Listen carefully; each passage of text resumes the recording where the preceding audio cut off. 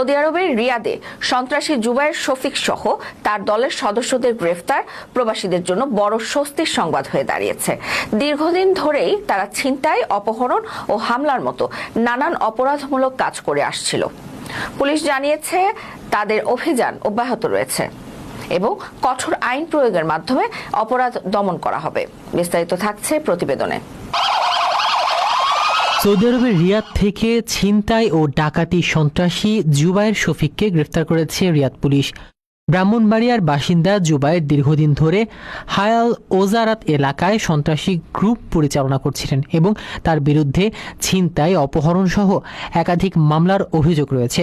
সাধারণ প্রবাসীরা তার ও তার গ্রুপের অপরাধমূলক কর্মকাণ্ডের কারণে নিরাপত্তাহীনতায় ভুগছিলেন। সম্প্রতি মাই টিভির হাতে আসা এক ফুটেজে দেখা যায় জুবায়ের ও তার সহযোগীরা প্রকাশ্যে প্রবাসীদের ওপর ছিনতাই ও হামলা চালাচ্ছে। সৌদি প্রশাসন এসব সন্ত্রাসীদের গ্রেফতারে ব্যাপক অভিযান শুরু করেছে। প্রবাসীরা কঠোর আইন প্রয়োগের দাবি জানিয়ে আসছে। রিয়াদ পুলিশ প্রশাসনের এই পদক্ষেপ সৌদিতে বসবাসরত বাংলাদেশিদের নিরাপত্তা বৃদ্ধিতে সহায়ক হবে এবং দেশের ভাবমূর্তিও সংরক্ষিত থাকবে বলে আশা করা হচ্ছে।